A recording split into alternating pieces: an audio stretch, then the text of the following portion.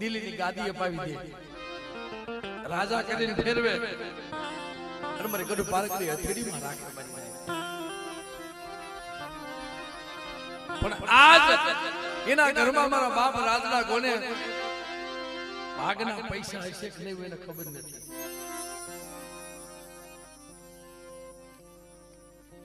ઘણા માણસો એવા મેં જોયેલા છે,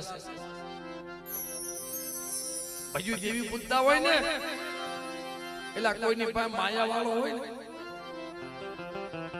તેને પાછી રાખજો, કોઈ રમળા ટપોરો ન મારે કે તે ભાગના પૈસા નથી દીધા તારે શેના દર્શન તેથી રૂઠી જાય મારી ગરીબ